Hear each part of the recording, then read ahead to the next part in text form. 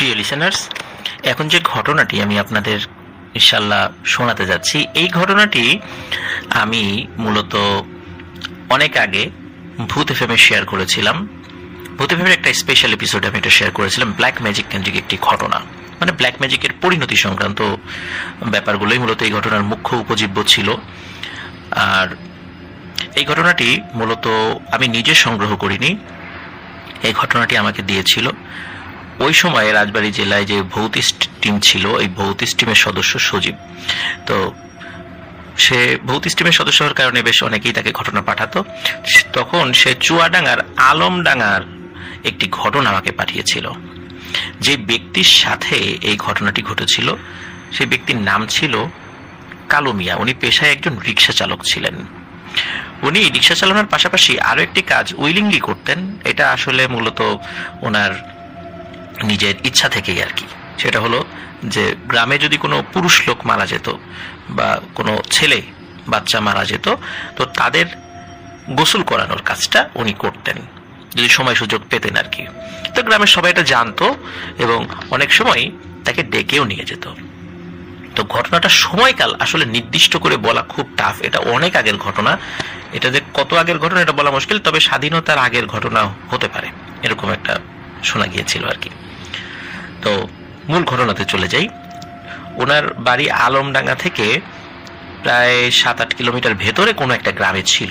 Exact কোন গ্রামে ছিল এটি বলা যাচ্ছে না, কারণ এটা জানিও না, এটা পাওয়াও যায়নি যে কোন গ্রামের তিনি ছিলেন। তবে তার নাম কালু মিয়া ছিল, এতটুকু শোনা গিয়েছিল। তো ওই কালু মিয়া প্রতিদিন রিক্সা চালাতে চালাতে বিভিন্ন দিকে তো যেতেন।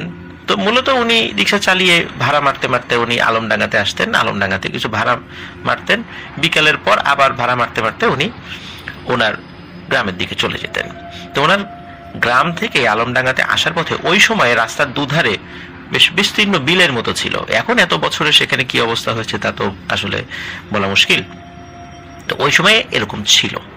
তো উনি এভাবে যেহেতু প্রতিনিয়তই কাজ করতেন, এক রাত্রে, মানে রাত কেন বলছি, বিকালের দিকেই তো বাড়ির দিকে চলে আসতেন। তো ওই দিন বেশ ভালোই ভাড়া পাচ্ছিলেন। আর ভাড়াগুলো বিভিন্ন দিকে হওয়ার কারণে, মানে ওনার গ্রামের রুটের দিকে ভাড়া পাচ্ছিলেন না, একটু অন্যদিকে উল্টো দিকে, যার কারণে ভাড়াগুলো মোটামুটি ভালোই টাকার ছিল। ওই ভাড়াগুলো শেষ করে উনি যখন বাড়ির দিকে ফিরছিলেন তখন রাত প্রায় 8টার উপরে বেজে গিয়েছে। আর স্বাধীনতার পূর্বে রাত 8টার উপরে হওয়া মানে তো বুঝতেই পারছেন যে তখন কি, মানে গভীর রাত। সোজা কথা, গ্রামের লোকজন সন্ধ্যার পরপরই খাওয়া দাওয়া করে ঘুমিয়ে পড়তো আর ফজর আজানের সাথে সাথে উঠে যেত। সুতরাং ওই সময় চারদিকে শুনশান নীরবতা। উনি যখন ওই রিক্সা চালাতে চালাতে বিলের কাছাকাছি এসেছেন, যে বিলের কথা বলছি, তো তখন তিনি একজন লোক দেখছেন, বেশ উঁচু লম্বা লোক, মানে 6-7 ফুট এরকম উচ্চতা। মানে স্বাভাবিক মানুষ কেউ কেউ এত উচ্চতায় আমরা দেখতে পাই, 6 ফুটের মানে 6 ফুটেরও বেশি উচ্চতার লোকজন আছে। তো উনি যে ওই গ্রামের ছিলেন না এটা কালু মিয়া নিশ্চিত, কারণ গ্রামে এত লম্বা লোক উনি কখনো দেখেননি। তবে ওই লোকটাকে দেখে অস্বাভাবিকও মনে হচ্ছে না। তবে হ্যাঁ, ওনার হাতে কিছু একটা ছিল যেটি সাদা কাপড় দিয়ে ঢাকা ছিল, সেটি তিনি উঁচু করে ধরে রেখেছেন। তো বিষয়টা এরকম যে আমাদের হাতে ছোটখাটো যদি কোনো জিনিস থাকে, সেটা যদি আমরা হাতে ঝুলিয়ে রাখি, সেটা তো আসলে মাটি টাচ করে না। তো মনে হচ্ছে ওই রকম করে একটা জিনিস ঝুলিয়ে রেখেছে, কিন্তু সেটা সাদা কাপড় দিয়ে ঢাকা। তো কালু মিয়ার রিক্সাকে দেখে সে ডাইরেক্ট বলে, এই যাবি? কালু মিয়া তো খুব অবাক হয় যে হঠাৎ করে এই অপরিচিত লোকটা তাকে তুই তুকারি করে বলছে। আসলে এরকম অনেকেই বলে, মানে যারা রিক্সা চালান বা এরকম কিছু হুট করে তুই তুকারি করে ফেলা, এটা কিন্তু আমাদের অনেকের মধ্যেই এই খুব বাজে একটা অভ্যাস, এই জিনিসটা রয়েছে। তাকে সম্মান না দিয়ে হুট করে কাউকে তুই করে ডাকা, এটা ঠিক নয়। তো যাই হোক, তো তিনি আসলে একটু মুরব্বী গোছের লোক ছিলেন। তো মুরব্বী বলতে 45-50 বয়স এরকম আর কি। তো ওনাকে কেউ আসলে তুই তুকারি করে বলতো না, ওকে তো হঠাৎ করে এরকম তুই তুকারি করে বলা, ওনার গ্রামের যারা মুরব্বী আছে তারা ওনার সাথে তুই তুকারি করে বলতো, বা ওনার বন্ধু বান্ধব যারা ছিল তুই তুকারি, কিন্তু এরকম অপরিচিত কোনো লোক ওনাকে তুই তুকারি করে বলতো না। হঠাৎ করে তুই তুকারি ডাক শুনে উনি একটু স্তম্ভিত হয়ে গেলেও উনি বলেন, হ্যাঁ যাবো। কোথায় যাবেন?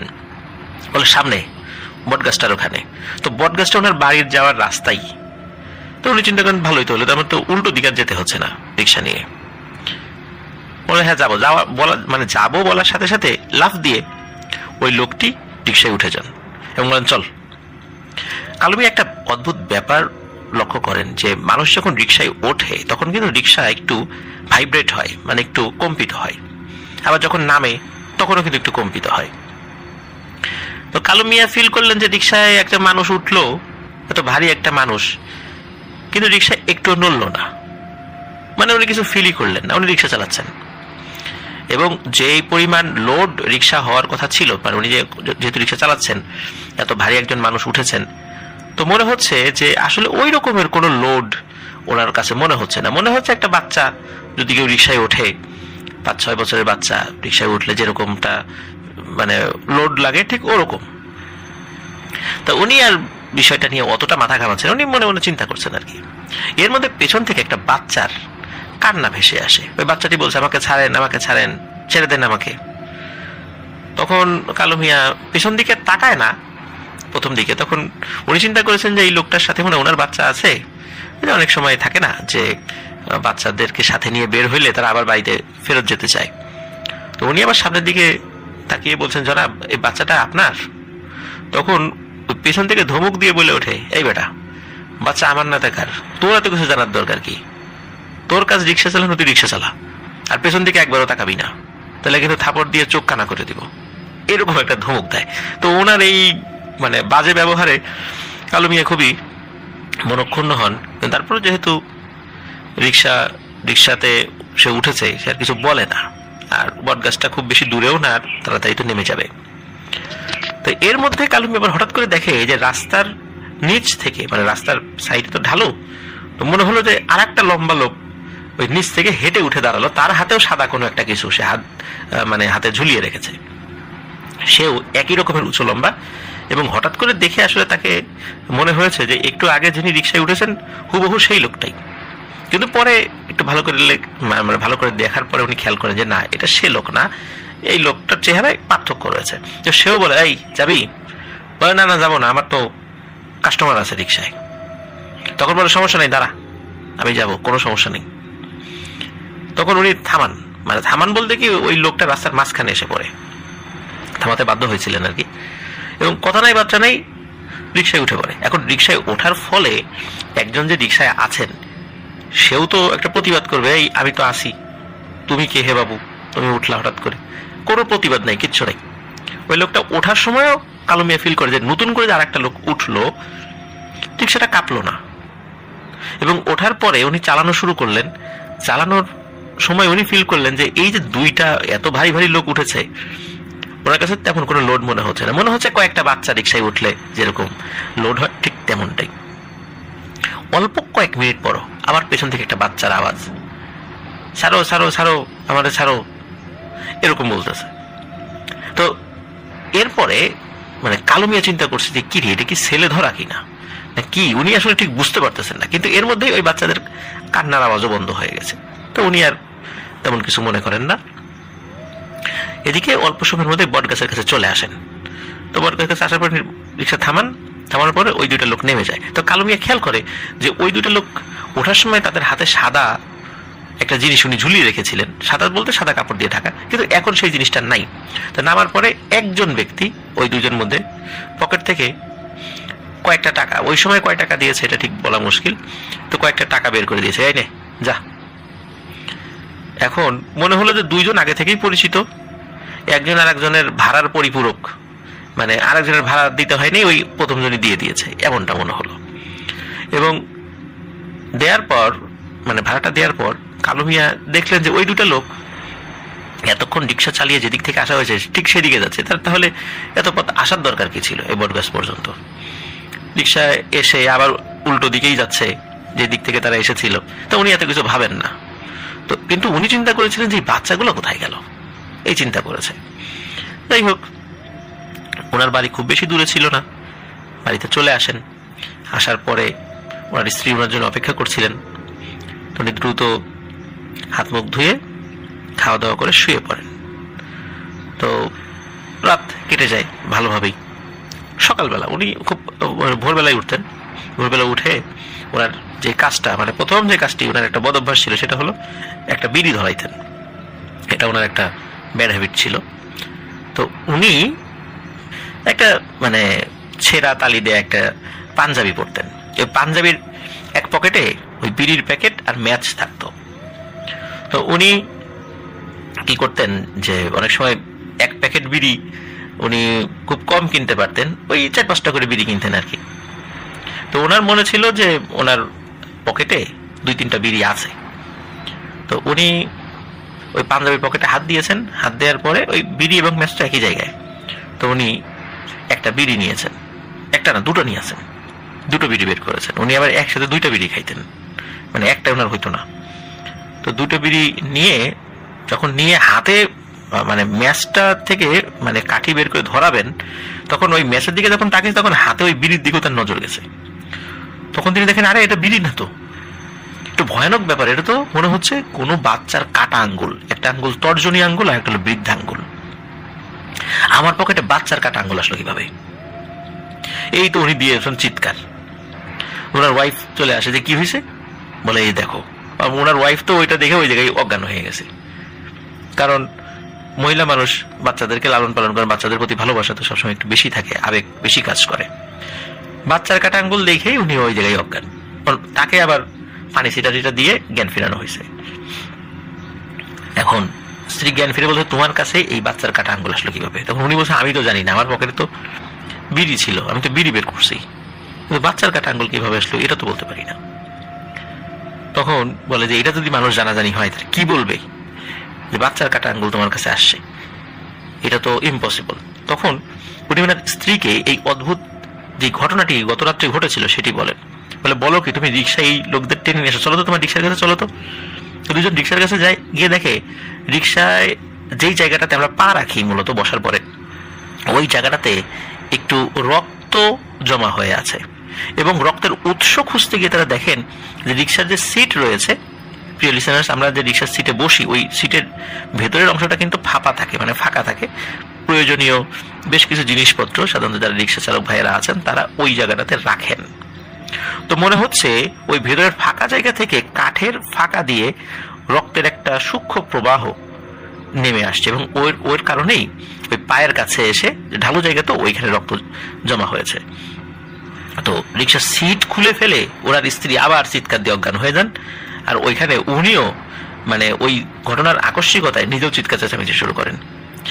ঘটনাটা এমন ছিল যে যখনই সিটটা সরিয়েছেন তখন দেখেন যে ওই সিটের মধ্যে 2টো কঙ্কাল রাখা।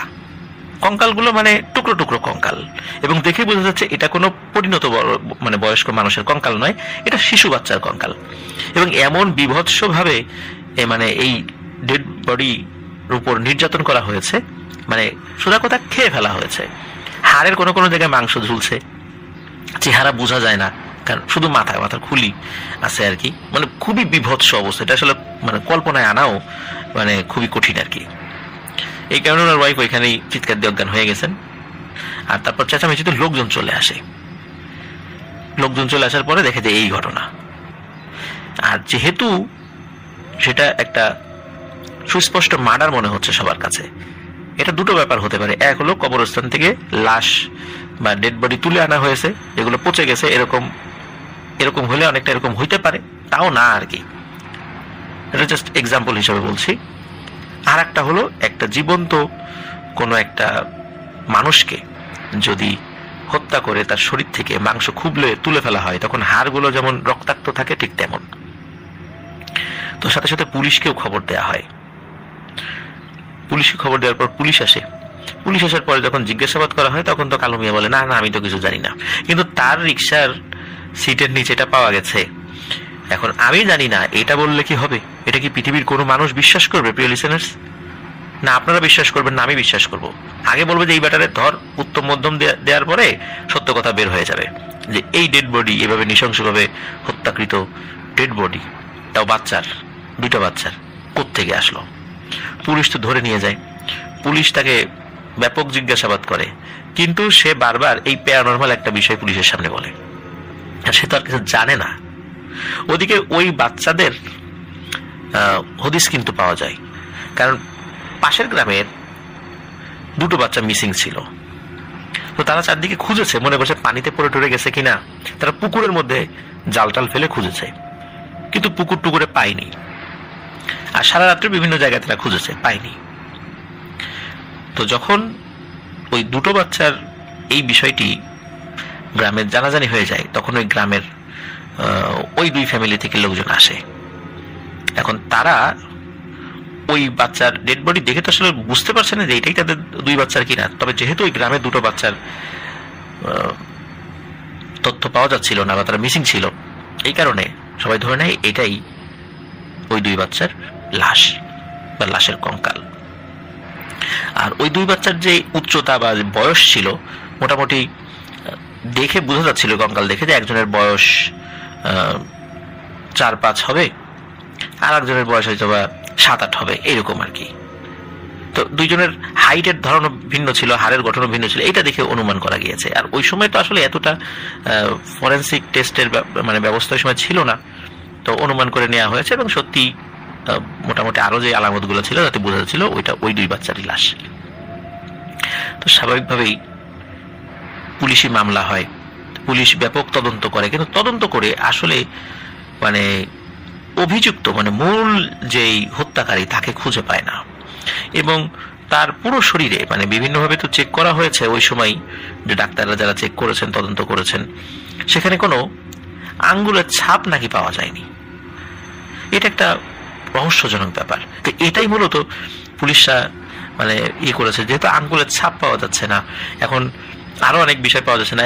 এই লোকটা এই ধরনের প্যারানরমাল বিষয় বলছে, একে যখন কোর্টে হাজির করা হয় তখন ওই জাজের সামনে সে একই কথাই বলে যে আমি এরকম রাতের বেলা এই ঘটনা। কারণ এইটা তো কোনো হতে পারে না, মানে কোনো প্রমাণ হতে পারে না, বা আইনের দৃষ্টিতে এটা কোনো প্রমাণও নয়। তখন সবাই ধারণা করে যে এর আসলে মাথা টাথা খারাপ। আর তারপরও পুলিশ যতটুকু বুঝতে পারে যে এই লোকটা অনেক সহজ সরল একজন মানুষ, সে এই ধরনের মার্ডার করতে পারে না, যার ফলে তাকে অভিযুক্ত মানে আসামি যে মানে তাকে হত্যাকারী হিসেবে চিহ্নিত করে না। এবং যেহেতু তাকে ওই অভিযোগপত্র থেকে পরে নাম বাদ দেয়, সে পরবর্তীতে জেলখানা থেকে মুক্তি পায়।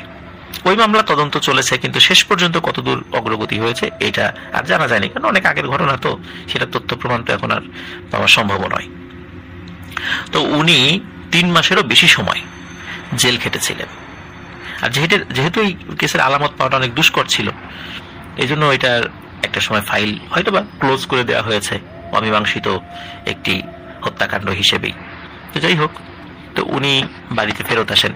ফেরত আসার পরে এখন মানুষজন ওনাকে যেভাবে দেখতো, এখন আর আগের মতো অতটা দেখে না। কারণ কেউ হয়তো বিশ্বাস করে যে ওই এই ঘটনাটা ঘটাইছে, কিন্তু অনেক লোকই বিশ্বাস করতে ওই ঘটনা ঘটাতে পারে না। যাই হোক, এগুলো নিয়ে মানুষের মধ্যে মিশ্র মানে অভিব্যক্তি ছিল তার বিষয়ে। তো এই জন্য ওনার রিক্সায় মানে ভাড়াও উনি কিছুটা কমই পেতেন বলা চলে, খুব বেশি পেতেন তা না, কমই পেতেন, আয় রোজগারও কমে গিয়েছিল। তো এর মধ্যে আরেকটি ব্যাপার, সেটা হলো যে ওনার আর একটা কিন্তু কাজ ছিল, যেটা শুরুতেই বলেছি, সেটা হলো যে উনি মাঝে মাঝে গ্রামের কোনো পুরুষ সদস্য মানে ছেলে মানুষ যদি মারা যেত তাকে গোসল দিতেন। একদিন রাতের বেলা তার দরজায় খটখট শব্দ হচ্ছে, তিনি ঘুম থেকে উঠে দরজা খোলেন, দেখে তারই গ্রামের পরিচিত 2 জন মুরব্বী আসছেন। এসে বলতেছে যে কালু, ওই যে কবিরাজ কাকা ছিল না তোমার, সে তো মারা গেছে। কবিরাজ কাকাকে চিনতেন, কবিরাজ কাকার সাথে তার বাবার একটা ভালো বন্ধুত্ব ছিল, তার বাবা টুকটাক কবিরাজি করতেন। তো বলে যে হ্যাঁ, কবিরাজ কাকা তো মারা গেছে, খুব খারাপ লাগতেছে, তো এখন কি করতে হবে বলেন? বলে তাহলে তাকে তো গোসল দিতে হবে, চলো। তখন তিনি বলেন আচ্ছা ঠিক আছে, আমি একটু গেঞ্জি পরে আসি। তো উনি একটা গেঞ্জি পরে বের হয়েছেন। তো তাদের সাথে যেতে যেতে একটা সময় গিয়ে ওই 2টো লোক তাকে অন্য দিকে নিয়ে যাচ্ছে, অন্য রাস্তায়। তখন কালো মিয়া বলে যে কাকা, কবিরাজ কাকার বাড়ি তো ওই দিকে, মানে উত্তর দিকে, কিন্তু তারা নিয়ে যাচ্ছে তাকে দক্ষিণ দিকে। বলে হ্যাঁ ঠিক আছে, কবিরাজের বাড়ি উত্তর দিকে, কিন্তু ওর লাশ রাখা হয়েছে হচ্ছে ওর পুরান বাড়িতে। পুরান বাড়ি দক্ষিণ দিকে, ওই বিলের কাছাকাছি একটা জায়গায়। উনি আবার জানতেন যে ওই কবিরাজ কাকার জমি আছে বা একটা পুরান ভিটা ছিল ওই বিলের কাছাকাছি। ওটাকে কবিরাজের পুরান বাড়ি বলে আর কি। কবিরাজ তো বেশ নাম করা একজন কবিরাজ ছিলেন, যেন সবাই তাকে চিনত আর কি। ওই বিলের মধ্যে অনেক সময় অনেক লোকজন ট্রিটমেন্টের জন্য যেতে চাইতো না, বর্ষাকালে কষ্ট হতো, এই জন্য কবিরাজ পরবর্তীতে মানে এমনি লোকালয়ে বাড়িঘর তৈরি করেন আর কি। তো উনি সেই দিকে যেতে থাকেন, উনি স্বাভাবিকভাবেই মানে বিষয়টা নিয়েছেন আর কি। তারপরও জিজ্ঞেস করেছেন যে ওই পুরান বাড়িতে লাশ নিয়ে গেছে কেন? তখন ওই দুজন বলেন যে কবিরাজের ইচ্ছা ছিল যে ওইখানেই তাকে সমাহিত করতে হবে, এই জন্যই ওইখানে লাশ নিয়ে গেছে, ওখানে সবাই আছে, চলো। তো উনি যান। উনি যখন যান দূর থেকেই দেখছেন যে একটা লাশ বাড়ির উঠোনে রাখা আছে। বাড়ি তো না, আসলে ওখানে বসত বাড়ি ছিল না, ওটা এরকম একটা মানে একটু উঁচু জায়গা ছিল আর কি। ওইখানে কবর দেওয়াটা মানে খুব ইজি আর কি। কিন্তু ওইখানে একটা লাশ রাখা আছে, কিন্তু কোনো মানুষ নেই। তখন উনি আবার ওই দুইজন ব্যক্তিকে বলেন যে কাকা, আর লোকজন কই? এখানে লাশ, এই জায়গায় দাফন করা হবে, আর তো লোকজন দেখি না। বলে যে চল, ওইখানে লোকজন আসবে পরে, এখন গোসল দিতে হবে, ব্যবস্থা করতে হবে। এই কথা বলে তাকে ওখানে নিয়ে যান। নিয়ে যাওয়ার একটা কাপড় দিয়ে ঢাকা ছিল। তো উনি যখনই ওই কাপড়টা সরিয়েছেন তখন দেখেন যে এটা কবিরাজ না, কবিরাজের যে বন্ধু, খুব কাছের বন্ধু, মানে তার বাবা, এই কালু মিয়ার বাবা, সে বাবার লাশ। অথচ বাবা মারা গেছে বহু আগে।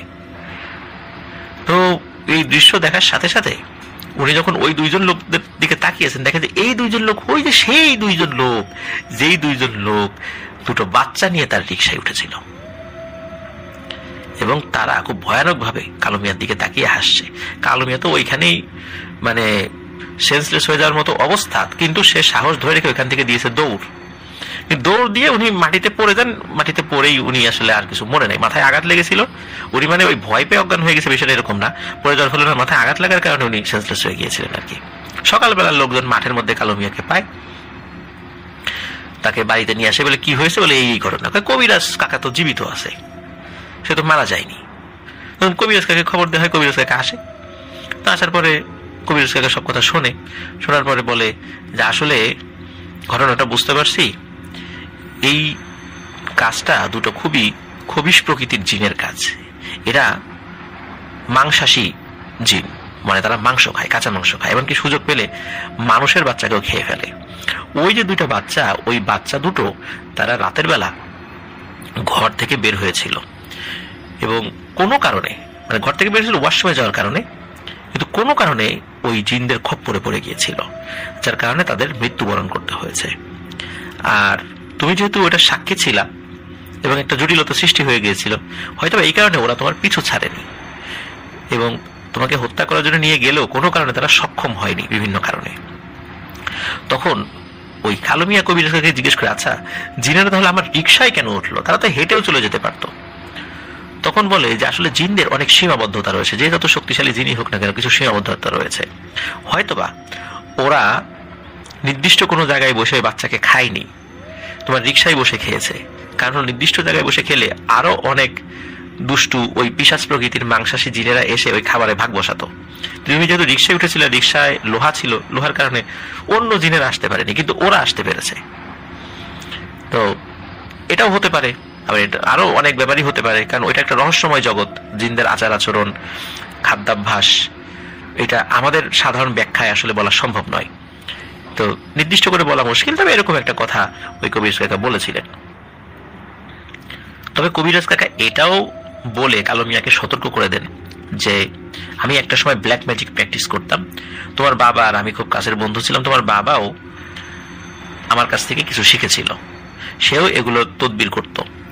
আর এই তদবির সংক্রান্ত বিভিন্ন বিষয় তুমি যখন ছোট ছিলা বা কিছুটা বড় হয়েছিলা, তখন তোমাকে দিয়েও করাতো। কিভাবে? অনেক সময় কবরের মধ্যে কোনো কিছু গেড়ে দিতে হবে, কোথাও গিয়ে কোনো কিছু রেখে আসতে হবে, যেটা মোটামুটি স্বাভাবিক ব্যাপার ছিল। তো তোমাকে দিয়ে অনেক সময় তোমার বাবা সেই কাজগুলো করাতো, তার পক্ষে সেটা অনেক কঠিন ছিল বিভিন্ন কারণে।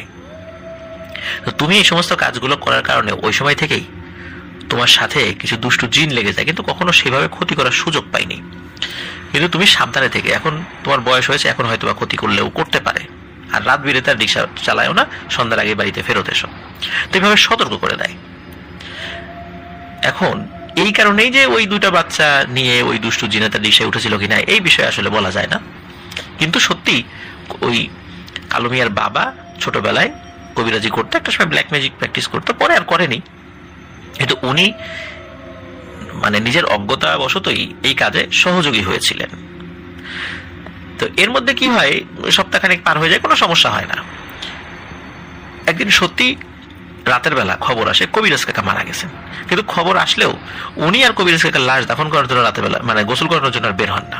কেন, একবার তো ভয়ানক একটা তিক্তকর অভিজ্ঞতা হয়েছে, বলে যে যাই হোক আমি ফজরের আজানের আগে কবিরাজ কাকার লাশ গোসল করাতে যাব না।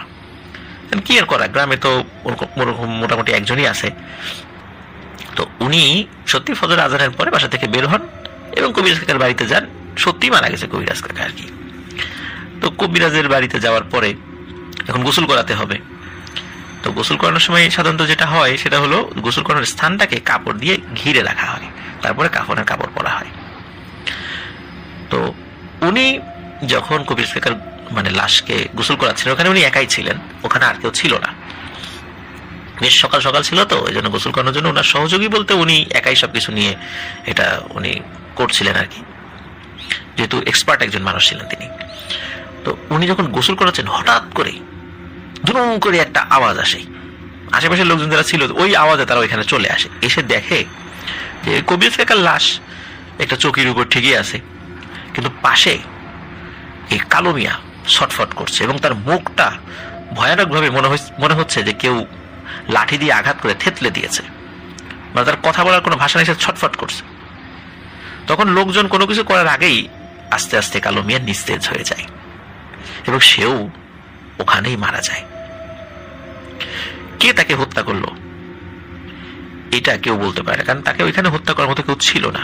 আর যেভাবে তার মুখ থেতলে দেওয়া হয়েছে, মনে হচ্ছে খুব ভারী কোনো কিছু দিয়ে আঘাত করে তার মুখটা থেতলে দেওয়া হয়েছে। পরবর্তীতে জানা যায় যে ওই যে কবিরাজ কাকা মারা গিয়েছিলেন তার সাথে অনেক দুষ্টু জিন ছিল যারা ওই কবিরাজ কাকাকেও ক্ষতি করার চেষ্টা করত। আর পরবর্তীতে বিভিন্ন সময়ে ওই যে কালো মিয়ার বাবা যেই ব্ল্যাক ম্যাজিক গুলো করতো একটা সময়, তখনও তো কিছু জিন পরি ওনার পিছনে লেগে গিয়েছিল, কিন্তু তার বাবার জীবদ্দশায় কোনো ক্ষতি করতে পারে নাই, কিন্তু একে ক্ষতি করবে বলে পণ করেছিল। আর কবিরাজ কাকা জীবিত থাকার জন্য বিভিন্ন ব্যাপারগুলো ওই কালো মিয়ার উপর ঘটাতে পারতো না ওই দুষ্ট জিনেরা, যেহেতু কবিরাজ কাকা মারা গিয়েছিলেন।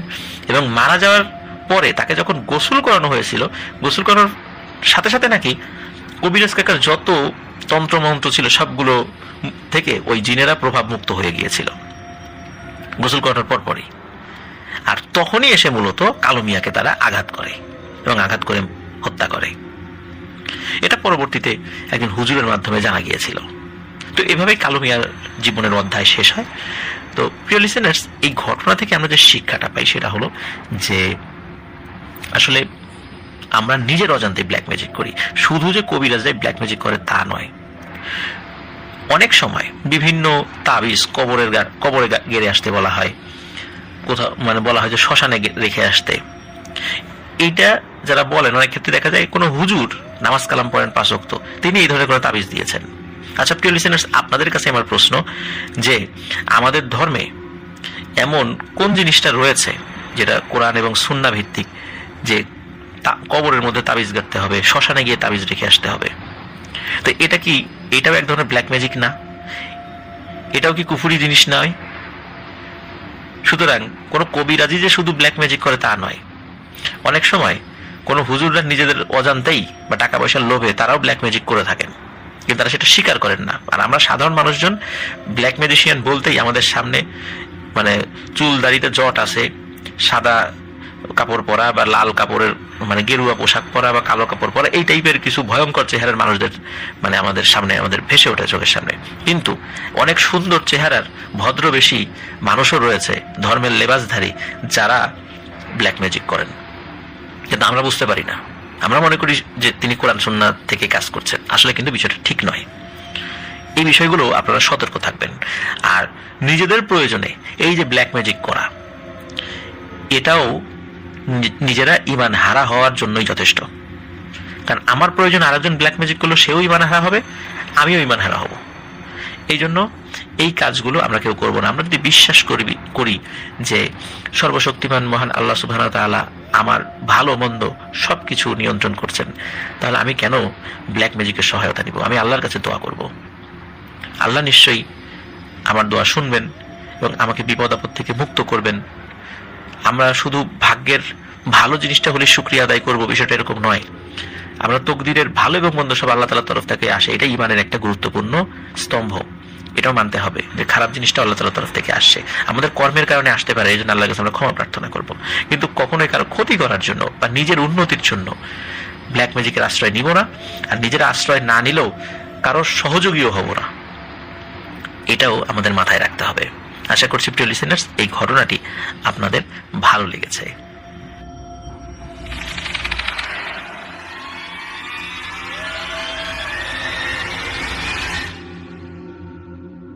আবারও স্বাগতম জানাচ্ছি প্রিয় লিসেনার্স আমাদের রিমেম্বারিং স্টোরিজের আজকের এপিসোডে। আশা করছি আমাদের প্রথম ঘটনাটি আপনাদের ভালো লেগেছে। আপনারা এখনো যারা আমাদের চ্যানেল সাবস্ক্রাইব করেননি তারা দ্রুত সাবস্ক্রাইব করে ফেলুন। আর আমাদের একটি ফেসবুক পেজ এবং গ্রুপ রয়েছে আফনান দ্য হরর ওয়ার্ল্ড নামে, যার লিঙ্ক আমাদের ভিডিও ডেসক্রিপশনে দেওয়া রয়েছে। সেখানে গিয়ে আফনান দ্য হরর ওয়ার্ল্ড পরিবারের সদস্য হয়ে যান।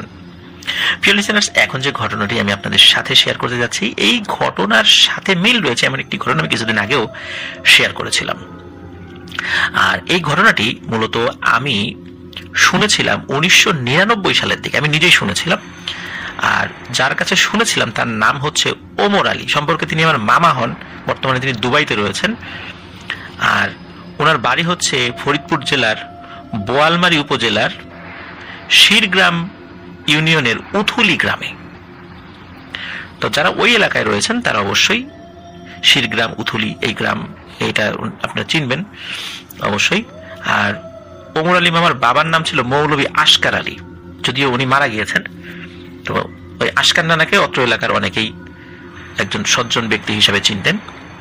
আমি 1999 সালে ছোট ছিলাম, তখন ওই ওমর আলী মামার সাথে ওই উথুলি গ্রামে ওনাদের বাড়িতে গিয়েছিলাম।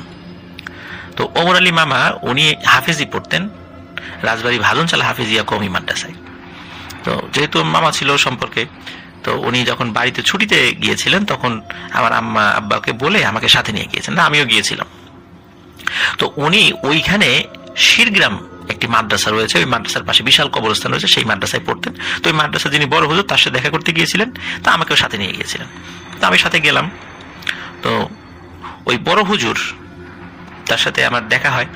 তো কিন্তু সমস্যা হলো যে ওই বড় হুজুর ওনার জিহবা একটু জড়তা ছিল, উনি কথা বললে বুঝতে পারতাম না। উনি আমাকে দেখে কিছু বললেন, তা আমি হেসে দিয়ে বলছি যে জি ভালো আছি, কিন্তু আসলে উনি কি বলেছেন আমি বুঝি নাই। তো পরে ওমর আলী মামাকে আমি যখন জিজ্ঞাসা করলাম তখন বললেন যে হ্যাঁ ওনার জিহবা একটু জড়তা আছে, কিন্তু কোরআন যখন তেলাওয়াত করেন তখন সবকিছু বোঝা যায়। কিন্তু এমনিতে কথা বললে উনি যদি খুব আস্তে আস্তে কথা বলে তাহলে সবাই বুঝতে পারে, কিন্তু একটু ঘন কথা বললে, দ্রুত কথা বললে কথা বোঝা যায় না। তো ওমর আলী মামা বললেন যে ওনার একটা বিড়াল রয়েছে, ওই বিড়ালটি মানে সাদা ধবধবে সুন্দর। হুজুর নাকি গভীর রাত্রে ওই শিরগ্রাম কবরস্থানের ভেতরে যেতেন। সেই শিরগ্রাম কবরস্থান 1999 সালে আমি দেখেছিলাম, খুবই ভয়ঙ্কর। মানে কি বলবো যে বাঁশ ঝাড়, মানে এত বাঁশ গাছ রয়েছে সেখানে, বাঁশের ঝোপঝাড় রয়েছে, আসলে দেখলেই দিনের বেলাতে গা শিউরে ওঠার মতো অবস্থা। তবে আমি সর্বশেষ 2020 সাল 21 সাল এইদিকে ওই দিক দিয়ে গিয়েছি, তো এখন আর ওই রকমটা নাই, এখন অনেকটাই পরিষ্কার পরিচ্ছন্ন হয়ে গেছে আর কি এতদিনের ব্যবধানে। তো ওমর আলী মামা বললেন যে বড় হুজুর উনি রাতের বেলা ওই কবরস্থানের ভিতরে যেতেন, যাওয়ার পরে উনি জোরে জোরে দোয়া পড়তেন, কবরবাসীদের জন্য দোয়া করতেন, এবং ওই বিড়ালটা ওনার সাথে সাথে যেত ওখানে। তো উনি নাকি কবরস্থানে যাওয়ার পরে উনি কবরবাসীদের উদ্দেশ্যে একটা মানে বক্তৃতাও দিতেন যে হে কবরবাসী, তোমরা একটা সময় দুনিয়াতে ছিলা, এখন নাই, আল্লাহ তাআলা তোমাদেরকে নিয়ে গেছেন, আমরাও কিছুদিন পরে আসবো বা যে কোনো সময় চলে আসতে পারি, এইভাবে উনি নাকি বক্তব্য দিতেন। কিন্তু উনি সাথে কাউকে ওইভাবে নিতেন না, আর যেই যেত সেই ভয় পেত রাতের বেলা। এই জন্য ভয় পেত বলতে এমনি মনের ভয় আর কি, তো যার কারণে অনেকেই যেতে চাইতো না। তো এটা আমাকে বলেছিলেন, তবে আমি পরবর্তীতে খবর নিয়েছিলাম। তো ওমর আলী মামা বলেছিলেন যে ওই বড় হুজুর মারা গিয়েছেন, এমনি তো অনেক বয়স হয়ে গেছিল আর কি, উনি মারা গিয়েছেন আর কি। তো যাই হোক, মূলত এই কবরস্থানকে কেন্দ্র করে ঘটনাটা এখন যেটা আমি শেয়ার করবো, এটা অনেক আগে আমি শেয়ার করেছিলাম, কিন্তু হয়তো এই বড় হুজুরের বর্ণনা বা এই বর্ণনাগুলো আমি ওইভাবে দেইনি। তো ব্যাপারটা ছিল এরকম যে ওই ওমর আলী মামা উনি ওই মাদ্রাসায় তখন লেখাপড়া করতেন। ওই মাদ্রাসায় আমি যখন 1999 সালে গিয়েছি তখন মানে ওই অবকাঠামোটা পাকা করে তোলা হচ্ছিল, কিন্তু আগে এটা পাকা ছিল না। উনি তখন মানে ওই মাদ্রাসায় পড়তেন এবং শীতকাল ছিল, ঘুমিয়ে আছেন, প্রচন্ড শীত পড়ছে, মাঘ মাসের শীত। তখন উনি ওনার মানে যখন একটু প্রাকৃতিক ডাক আসে, তখন ওখানে একটা নিয়ম ছিল যে কেউ রাতের বেলা একা একা বের হবে না, অবশ্যই পাশের ছাত্র ভাইকে ডেকে তারপর ওয়াশরুমে যেতে হবে। ওয়াশরুম তো বাইরে, অ্যাটাচ ওয়াশরুম তখন ছিল না, ওয়াশরুমগুলো বাইরে ছিল। এই জন্য ওনার পাশের এক ছাত্র ভাই তাকে ডাকছেন। এখন একে তো শীত, শীতের সময় কি কেউ আর লেপের মধ্যে থেকে উঠতে চায়? তাকে বারবার ডাকছে। তখন তার নাম ধরে যখন ডাকছে, সে শুধু হু হু করে উত্তর দেয়। যতবার ডাকে হু হু করে উত্তর দেয়, কিন্তু ওঠে না।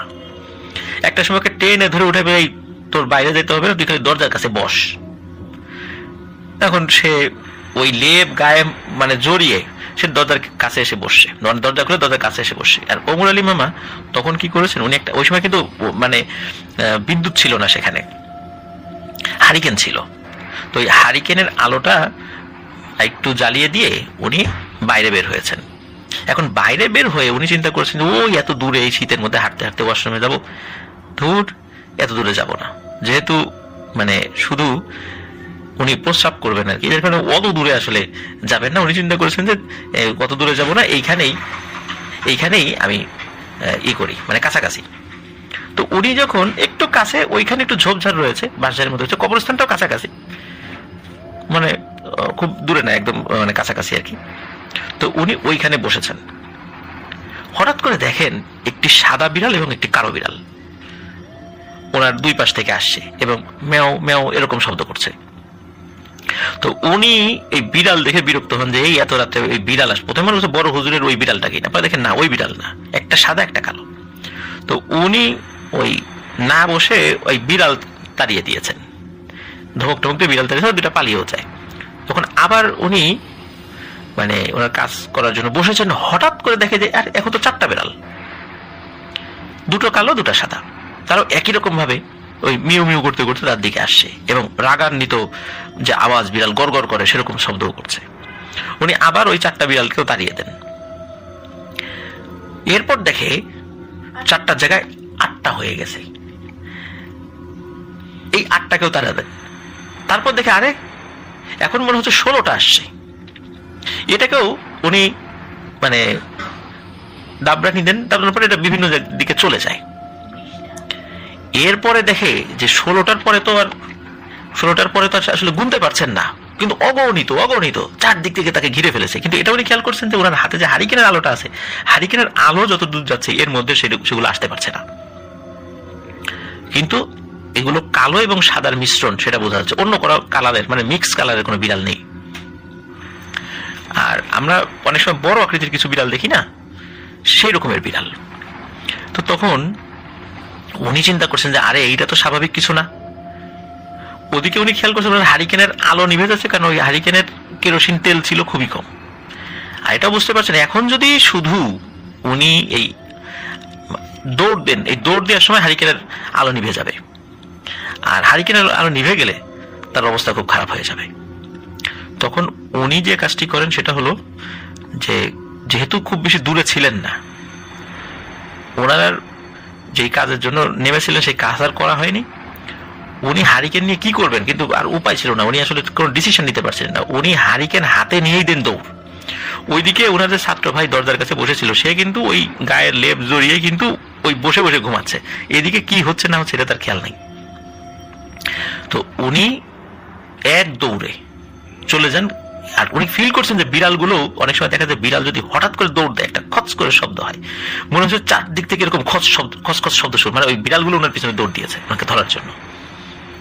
তো উনি যখন ওই দরজার কাছে আসেন, দরজার কাছে এসে ওই ওমর আলী মামার যে ছাত্র ভাই আছে তার ওই লেপ ধরে দিচ্ছেন, এক টান দিয়েই তাকেও ওই সাথে সাথে ঘরের মধ্যে নিয়েছেন, মানে মাদ্রাসার ওই রুমের মধ্যে নিয়ে দরজা আটকে দিয়েছেন। আর ওইদিকে কিন্তু ওনার ওই দৌড়ের কারণে কিন্তু হারিকেনের আলো নিভে গিয়েছিল, আর হারিকেনটা উনি দরজার কাছাকাছি এসে ফেলে দিয়েছিলেন। তো পরের দিন হুজুরের কাছে বিষয়টি বলেন। তো হুজুর দুজনকেই খুব রাগারাগি করেন, স্পেশালি ওনার ছাত্র ভাইকে, যে তুমি এরকম একটা দায়িত্বহীনতার কাজ করলা। ঘুম আসবে ঠিক আছে, কিন্তু তোমরা তো জানতা যে আশেপাশে ভয় আছে। তো তারপরেও এইভাবে তুমি ঘুমাচ্ছিলা আর তোমার ছাত্র ভাইটা বিপদে পড়তে গেছিল। তো হুজুরের সাথেও জিন ছিল, ওই জিনেরা বললো হ্যাঁ কিছু দুষ্টু জিনেরা ওকে ডিস্টার্ব করতে আসছিল, হয়তোবা খুব বেশি ক্ষতি করতো না, মূলত ভয় দেখাতো, কিন্তু সুযোগ পেলে ওরা ছোটখাটো ক্ষতি অবশ্যই করে ছাড়তো। তো শিরগ্রাম মাদ্রাসায় এরকম ছোটখাটো অসংখ্য ভয়ের ঘটনা ওখানকার ছাত্ররা জানে। এখন অবশ্য এতটা নেই, এখন অনেক পরিষ্কার পরিচ্ছন্ন হয়ে গিয়েছে। তো আরো একটি ভয়ের ঘটনা সেখানে ছিল, যেটি আমি ভূত FM বা ভূত.com শেয়ার করিনি, সেটা আমি এখন বলছি। সেটি হলো, ওই ওমর আলী মামা আমাকে বলেছিল যে রাস্তাতে আসার সময় একটি বড় গাছ ছিল, ওটা কি নিম গাছ না আম গাছ না কাঁঠাল গাছ, এটা আমার ঠিক মনে নাই, সম্ভবত আম গাছ বা কাঁঠাল গাছ হবে, এরকম কিছু একটা। তো তারপর কি হলো যে ওই গাছটিতে নাকি ফজরের সময় বা এশার সময় নামাজ পড়তে গিয়ে অনেকেই ভয় পেতেন। ভয়ের বিষয়টা এমন ছিল যে ওই মাদ্রাসার স্টুডেন্টরা ওই ফজরের আজান দিত, ওর দায়িত্ব ছিল যে কেউ একজন ফজরের আজান দেবে। এখন মাদ্রাসা ঘর এবং মসজিদের মাঝখানে একটু গ্যাপ ছিল ওই সময়টাতে, এখন ওইভাবে নেই বলে আমি জানি। তো যখন কিছুটা পথ হেঁটে যেতে হতো একটা ছোট রাস্তা দিয়ে, ওই রাস্তার পাশে গাছ ছিল, হঠাৎ করে কেউ দেখতো ওই গাছের ডালের উপর ভয়ানক কিছু একটা বসে আছে। তো এটা দেখে অনেকেই ভয় পেত, এই জন্য অনেকেই ওই ফজরের আজান দিতে যেতে চাইতো না। ওই আশেপাশে আজান হয়ে গেলে তখন তারা আজান দিতে যেত, মানে তারা যে সবার আগে আজান দিবে সেটা এরকম নয়। আর এর মাঝে একজন লোকের ভয়ের একটা ঘটনা ওমর আলী মামা আমাকে বলেছিলেন, সেটি হলো তিনি এশার নামাজের পরে, মানে বেশ খানিক পরে বের হয়েছিলেন মসজিদ থেকে। তো বের হওয়ার পরে যখন আসছেন, হঠাৎ করে দেখে ওনার সামনে পেন্ডুলামের মতো কিছু একটা ঝুলছে, ওই যে ঘড়ির পেন্ডুলাম, আমরা যে কাঁটাওয়ালা ঘড়ি অনেক আগে যেগুলো ছিল আর কি, নিচে দোল খায় পেন্ডুলাম। উনি দেখছেন যে গাছের ডাল থেকে পেন্ডুলামের মতো কি যেন একটা এরকম ঝুলছে, একবার ডানে যায় একবার বায়ে যায়, একবার বায়ে যায় একবার ডানে যায়, এরকম ঝুলছে। উনি ভালো করে খেয়াল করেন, হাতে কিন্তু টর্চ লাইট ছিল, টর্চ লাইট যখন মারছেন দেখেন যে আরে এটা তো মনে হচ্ছে অনেক বয়স্ক লোকের একটা পা, এবং পা অনেক লম্বা, এবং পায়ের যে নিচের যে পাতা রয়েছে, এই পাতায় যে আমাদের আঙ্গুল থাকে না 5টা, তো এরকম 5 আঙ্গুলে লম্বা লম্বা নখ। তখন উনি এটা দেখেই বুঝছেন যে এত বড় পা তো কোনো মানুষের হবে তো নাই, আর এইটা অস্বাভাবিক কোনো কিছু, এবং তাকে এই রাস্তা ক্রস করতে দেবে না। উনি দৌড়ে আবার সেই মসজিদের কাছে চলে যান, মাদ্রাসার ছাত্রদেরকে আবার ডেকে নিয়ে আসেন। তো এইরকম টুকটাক ভয়ানক ঘটনা আগে হর হামেশাই সেখানে হতো বলে ওমর আলী মামা আমাকে বলেছেন। ওমর আলী মামার সাথে দীর্ঘদিন আমার যোগাযোগ নেই, যদি যোগাযোগ স্থাপন করতে পারি তাহলে আরো অনেক ঘটনা ওনার কাছ থেকে ইনশাল্লাহ পাবো। তো প্রিয় লিসেনার্স, আপনারা যারা ওই এলাকায় আছেন, শিরগ্রাম কবরস্থান মাদ্রাসা, তারা নিশ্চয়ই ওই এলাকার এই শিরগ্রাম কবরস্থান কিন্তু ছোট ছোট ভয়ের ঘটনা আপনারা জানেন। আপনারা যদি আরো ঘটনা জেনে থাকেন তাহলে আমাদেরকে আপনারা সেই ঘটনাগুলো পাঠাতে পারেন। আর প্রিয় লিসেনার্স, আবারও বলছি, যারা এখন আমাদের চ্যানেল সাবস্ক্রাইব করেনি তারা দ্রুত সাবস্ক্রাইব করে ফেলুন। আর আমাদের ফেসবুক পেজ এবং গ্রুপ রয়েছে আপনাদের হর ওয়ার্ল্ড নামে, যার আমাদের ভিডিও ডিসক্রিপশনে যার লিঙ্ক দেওয়া রয়েছে, সেখান থেকে আপনারা আমাদের পরিবারের সদস্য হয়ে যেতে পারবেন। তো আশা করছি আমাদের দুটো ঘটনাই আপনাদের ভালো লেগেছে। প্রিয় লিসেনার্স, আশা করি আমাদের ঘটনা আপনাদের ভালো লেগেছে।